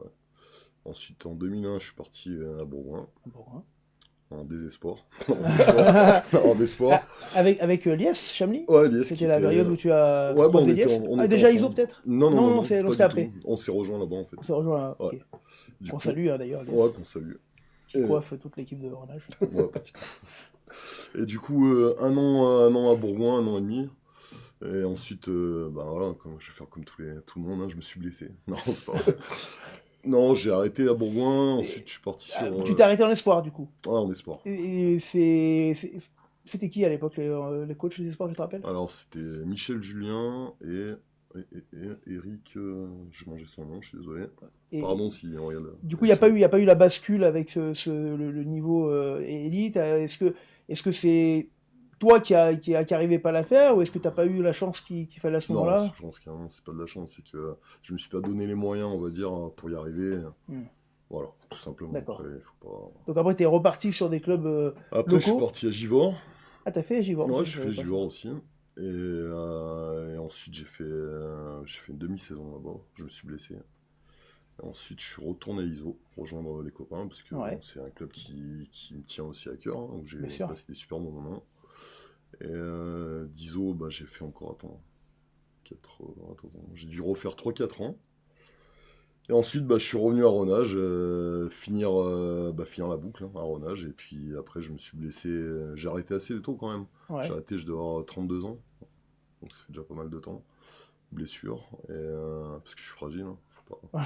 non, 32 Et du ans. coup, tu as embrayé après Et sur. après, j'ai embrayé. Non, j'ai commencé avec les jeunes, cadet, junior. D'ailleurs, tu as eu Alios Alios, ouais, bien à sûr, Renage qui est ouais. passé, comme qui a Ouais, parlé bien sûr. des clubs qui forment Et- des beaux joueurs. et Renage, ils en ont formé quelques-uns qui ont joué à haut Ouais. niveau. Hein. Je parlais tout à l'heure de Suarez. mais Maxime également. Suarez, Alios. Après, maintenant, on a la sœur Kylian Brisa. Ouais. Oui, féminine, qui joue oui, en élite.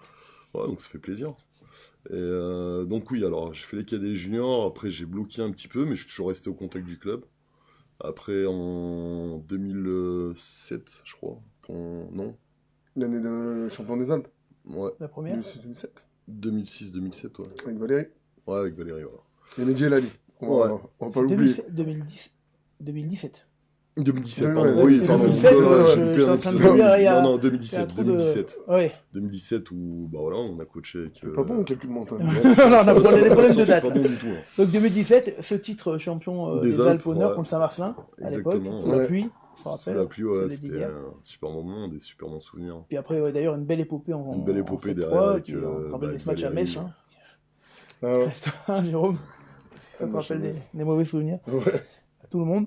Et t'avais fait une petite pause. Et puis Ouais, tu- j'ai fait une pause de 3 saisons. J'ai Ouais. dit, je m'occupe un peu du rugby. Et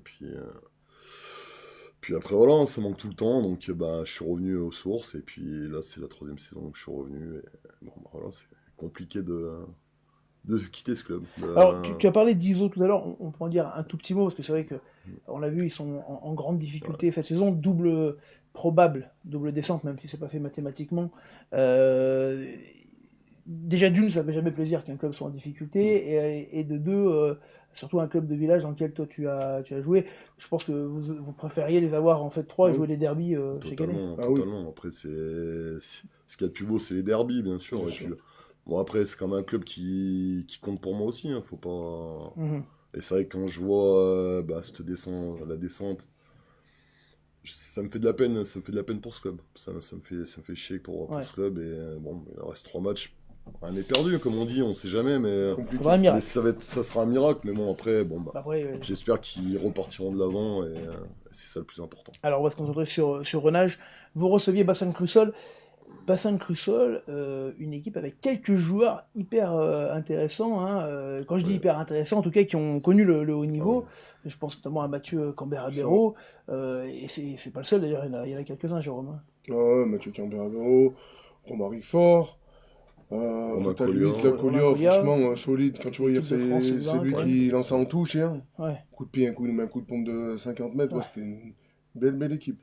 Et cette équipe de Bassan-Crussol qui est arrivée à relâche. On va regarder ensemble le match. Alors, vous jouez le maintien, mais vous jouez quand même la qualif un petit peu, parce que du coup, dans cette poule... C'est toi qui le dis. Hein.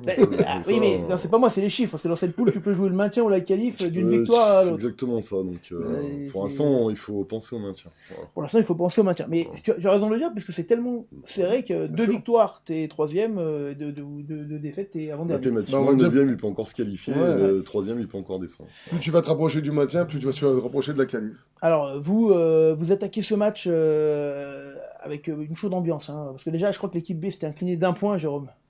Ouais, c'est ça. Voilà.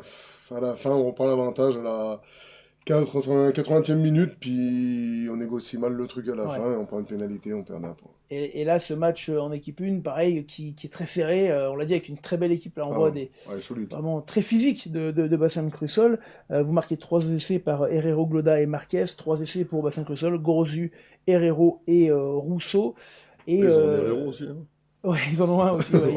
Il a pas les cheveux blancs, celui-là. Par contre, voilà, et là, le scénario du match, comme très souvent cette année, se joue dans les fins de match. Alors, que ce soit victoire ou défaite, comment on explique cette capacité que vous avez à vous mettre quasiment au niveau de chaque adversaire pour aller faire presque match nul avec tout le monde? Eh ben, j'explique qu'on tend toujours la perche, toujours le bâton pour se faire battre. On loupe souvent nos entames de match. Ouais. On score pas sur nos temps forts. Comment tu l'expliques ça, Yann, de louper les entames de match? T'as pas d'explication? J'ai aucune explication, on essaie de les trouver, mais... on a trouvé de solution, mais on les trouve pas. On trouve pas de solution, et c'est vrai que souvent, on simplifie pas la tâche d'entrée de jeu. Ouais. On a des occasions franches qu'on concrétise pas tout le temps. Il faut toujours ce premier quart d'heure. C'est un peu diesel, quoi. C'est toujours un diesel, et puis nous, on aime bien, en fait... on aime bien se faire battre, en fait. On aime bien être dans la difficulté. Nous, ouais, t'aimes bien prendre le match après la défaite. Ouais, non, mais c'est un truc de fou. On n'arrive pas à creuser l'écart. Encore hier, je crois qu'à un moment, on tourne à 14-3. C'est ça. Après, voilà, il y a un truc que je regarderai quand même la vidéo, parce qu'on nous siffle une faute sur une pénale touche. Je comprends pas trop encore, donc je regarderai, je veux pas... Ouais. Mais on tue pas les matchs. On tue pas les matchs. Alors, on va écouter les interviews d'après-match par un gars d'Elysée, d'ailleurs, fils d'un ancien joueur, un Malglin, fils de Nicolas Glin, d'ailleurs, qui a porté, je sais pas si t'as pas joué avec... vous avez joué ensemble? Ah non, j'ai pas joué avec lui. Moi, son père m'a entraîné au ping-pong. Ah, il t'a entraîné. Mais t'as fait une carrière ping-pong. Ah, t'as fait une carrière au ping-pong. Ouais, ça y est, il m'a entraîné au ping-pong dès que j'étais à l'école. Voilà, on en apprend tous les jours. J'étais pas bon non plus, mais allez, on écoute, on fait les interviews de cette rencontre. Ouais, on gagne sur la fin, hein, heureusement, parce que je pense qu'on doit tuer le match avant. On a eu, je ne veux pas critiquer l'arbitrage, mais on a eu du mal à s'adapter, on va dire. Donc on les laisse dans le match alors qu'on est dominateur, et on a dû prendre 30 pénalités, quoi. Donc ça a été un peu compliqué, mais voilà, c'est gagné, on retient les 4 points. Voilà, la B aussi a failli gagner, ils perdent à la fin, ça a fait l'effet inverse. Ça ouais, c'est ça, ils avaient 29, nous 26, du coup là on a égalité de points, ce qui n'est pas de bonus, mais normalement en fin de saison, vu qu'on a gagné chez eux et chez nous, les points terrain on est devant, donc on verra. Hein. On a déjà pris 4 points. Jérôme, t'es d'accord avec les discours du capitaine? Ouais, franchement, après, à la fin, franchement, on s'en sort bien. Hein. Heureusement que, j'ai promis de le dire, mais JB, il a la ceinture. De la pénalité de la gagne décalée. T'es à 80 minutes. Il y avait du bruit parce que Bassan-Crussol était venu avec un peu de supporters. C'était à 80 minutes dans les jambes, il l'a mise. La ceinture. Pénalité qui change tout. On vient de voir, on a encore quelques images de la rencontre qu'on va mettre, mais on vient de voir Florent Pêcheur, pardon. On parlait tout à l'heure des joueurs d'expérience, lui il a un apport quand même considérable, c'était un joueur important de Vinay en Fédéral 2 et il apporte vraiment un plus devant. Hein.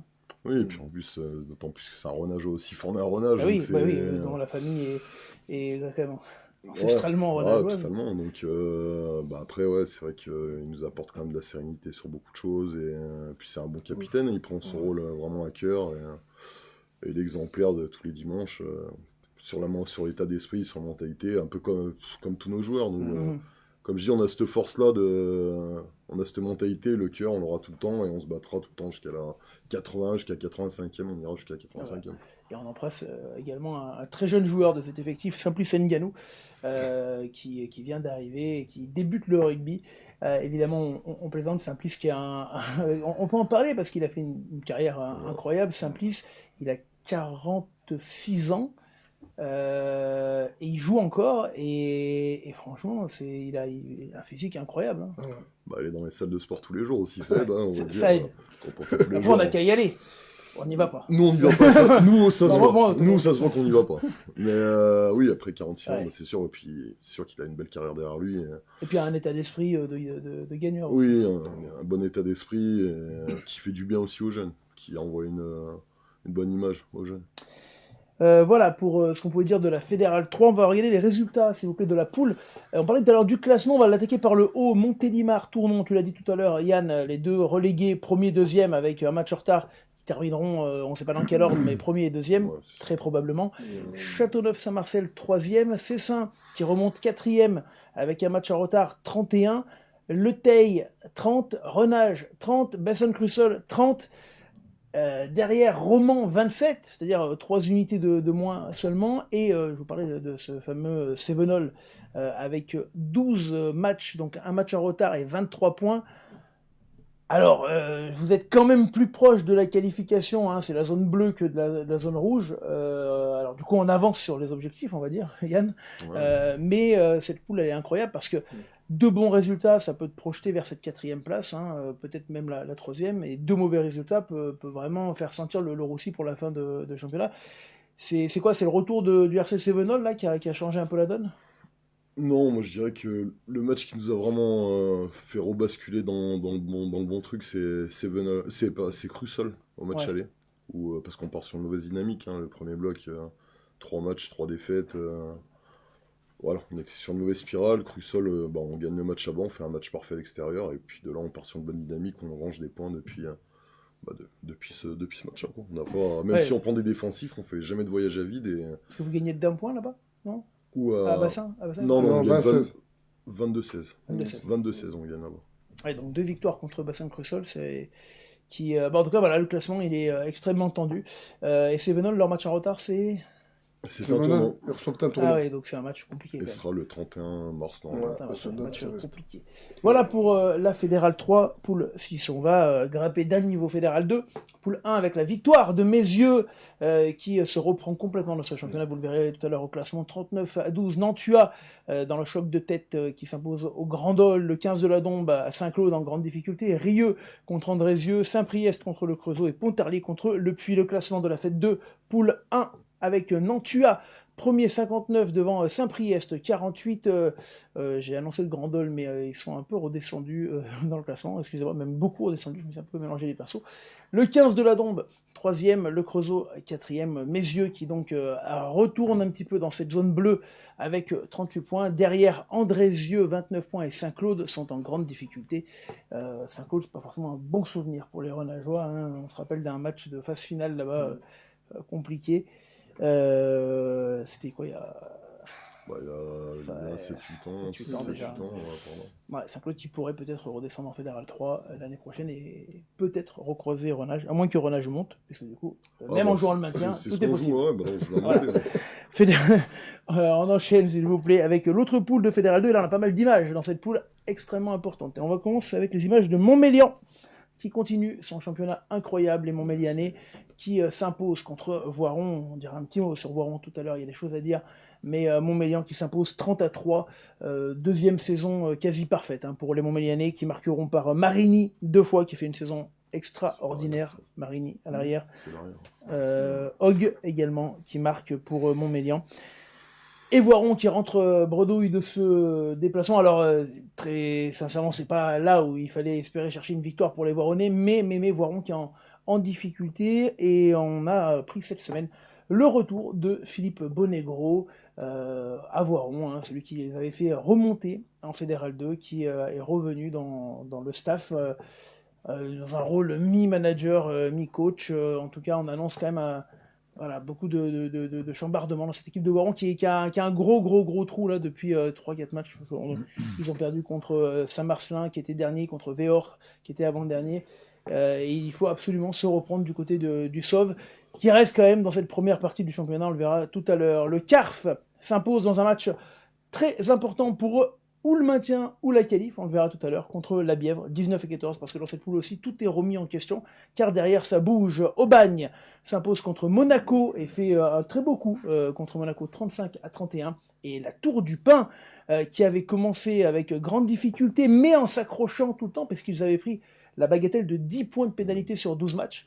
Bonus défensif, pénalité, peut-être pas. Bonus défensif. Bonus défensif, merci de m'avoir repris sur 12 matchs. La Tour du Pin, les Turépinois, qui alignent leur 3e succès consécutif en s'imposant contre Avignon, Le Pontet, 28-23.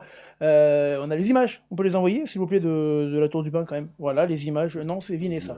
Ouais, c'est les images. C'est l'image de Vinet.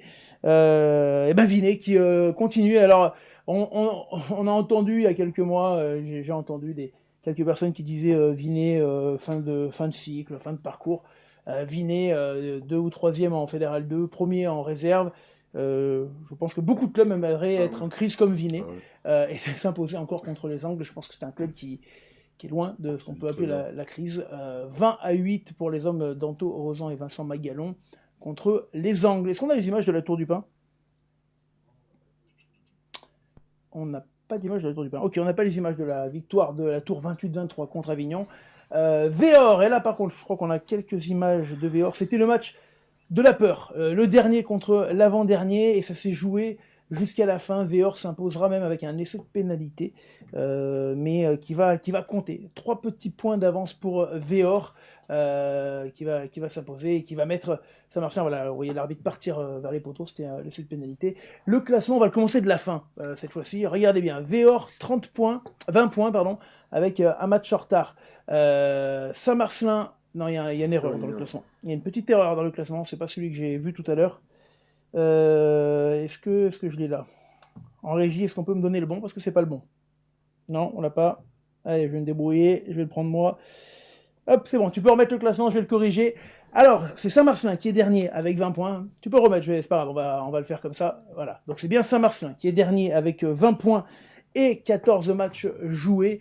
Véor, 25 points, donc il y a une petite inversion à la fin. Véor est 11e avec 25. La Tour du Pin qui sort de la zone rouge, 26. La Bièvre, 31. Donc il n'y a pas non plus un écart fou entre la Tour du Pin qui revient à simplement 5 unités de la Bièvre. C'est pour ça que je vous dis que les matchs étaient charnières ici. Avignon, 31. Voiron, 33. Saint-Raph, 33. Je vais m'arrêter là déjà. C'est-à-dire que, à combien ? Là, on est entre 13 et 15 matchs. Il y a beaucoup de matchs en retard dans cette poule, mais on va être globalement à 6-7 matchs de la fin. Et ben on a Saint-Raphaël qualifié avec 33 points et Saint-Marcelin relégable avec 25 points et un match en retard. Enfin, Véor, 25 points et un match en retard. C'est-à-dire que globalement, dans cette poule, tout peut encore arriver quand on sait par exemple que la Bièvre va se déplacer à la Tour du Pin dans 2 semaines. Donc voilà, prudence même pour Voiron qui vient d'aligner donc je crois 3 ou 4 défaites et qui s'il ne se reprend pas, pourrait se retrouver en danger dans ce championnat. Et il va falloir vraiment scruter cette Fédérale 2. Poule 2, Kylian, c'est pas un croissant qu'il faudra payer, c'est tout le petit déjeuner en régie, mon cher Kylian. Hein, le fils au chapeau, comme on l'appelle. Fallait que je la sorte, j'étais obligé. On enchaîne avec la Fédérale 1, poule 1. Sarcelles qui s'impose devant Drancy 12-9. Le Servette de Genève, grâce à une pénalité de la gagne de Willy Gonnet, l'ex-Saint-Marcelinois, s'impose contre Chartres. Rugby, les Caladois de Villefranche se reprennent à Nuit-Saint-Georges. Là, c'était pas attendu, très belle victoire, 22-21. Le classement de cette poule de Fed 1, poule 1, avec Orléans premier devant le Servette de Genève, Chartres, Nuit-Saint-Georges, un 4e. Derrière, le PUC est relégable, Beaune et forfait, mais voilà, Villefranche qui a fait un très gros coup plutôt dans le Lyonnais. Fédéral 1, poule 2 maintenant, avec Annonay qui se reprend plus que bien en gagnant Issoire, 33-6. Match reporté entre Grasse et Annecy. Et attention, ce match qui va avoir des conséquences, puisque vous allez voir, là aussi au classement, on est très très tendu, notamment à l'arrière. Berlétan s'impose contre Château-Renard, Tricastin s'incline à Gruissant, et Saint-Jean-en-Royan, je crois qu'on a les images de Saint-Jean, les Saint-Jeannais qui s'imposent dans un match qui sentait le soufre 20-16, vous voyez, avec la pénalité également qui fera quasiment gagner l'équipe. Voilà pour cette équipe de Saint-Jean-en-Royan promue à ce niveau de Fédéral 1. Les Royannais qui ont marqué par Sulpizy et Serré qui a marqué par Clara. 20-16 pour Saint-Jean-en-Royan et match reporté entre 15 du Coudon et Agde. On va regarder les classements et là aussi c'est important, on va partir de l'arrière comme tout à l'heure. J'espère qu'on est bon cette fois les gars. Avec Grasse, dernier, 12 points, ça va être compliqué, voire peut-être même mathématiquement impossible. Mais là, tout est intéressant. Annecy, 30 points, un match en retard, même 2 matchs en retard. Le 15 du Coudon, 34, Serré, 34, Saint-Jean-Royan, 34. Toutes ces équipes ont un match d'avance sur Annecy qui potentiellement du coup pourrait se retrouver également à 34 et du coup mettre tout le monde à égalité pour la place de relégable. C'est-à-dire que jusqu'à presque Tricastin qui semble avoir pris quand même un peu le pas, et encore 5 points c'est pas énorme, tout le monde peut être encore suspendu à cette zone rouge, sachant qu'il y a dans quelques semaines un Saint-Jean-en-Royan-Annecy qui se profile, qu'on espère vous diffuser sur LSD, qui pourrait être un match décisif pour le maintien en Fédéral 1. Issoire est premier devant Château-Renard. Voilà pour la Fédéral 1. Poule 2, et on enchaîne la dernière partie avec le National et le National 2. Et on a la victoire de Nîmes, 28-9 contre Auch, victoire importante au Benas qui s'impose. Et Rumilly qui malheureusement passe un petit peu à côté de son match. Alors, ouais, on m'annonce que grâce à Annecy a bien eu lieu et que Annecy a perdu 21-13. Voilà, comme ça tout ce que j'ai dit tombe à l'eau. Merci Kylian. Encore une fois, ça sera un repas cette fois. Avec Rumilly qui s'impose, qui s'incline de 2 petits points, 16-14 du côté de Dijon. Et c'est dommage pour Rumilly qui revenait très très bien dans son championnat mais qui prend quand même un bonus important. Mâcon s'impose 27-22 et la Seine n'a pas pu jouer contre le Stade Métropolitain. Ouais, merci, j'ai bien noté effectivement Seb et Dorian que Annecy a joué et s'est incliné 21-13, ne prend pas le bonus, d'autant qu'en plus on avait les images d'Annecy les gars, on a fait une couillonnade là en régie. On va passer au classement de cette Nationale 2 où le Stade Métropolitain qui était premier passe à la seconde place, Villeurbanne malgré même avec un match de retard, Mâcon a repris la première place, Nîmes est troisième, Rumilly quatrième malgré sa défaite et peut encore aller chercher la qualification. On le rappelle, le champion de National 2 monte en National et le vice-champion jouera un barrage contre l'avant-dernier de National. Et si je vous le dis, c'est que il y a eu pas mal de choses qui ont bougé en National. On va y aller, s'il vous plaît, puisque vous avez en National le forfait maintenant de Blagnac, qui a été annoncé, Blagnac, qui du coup terminera 14e de ce championnat, laissant la 13e place occupée jusqu'à ce jour par Vienne.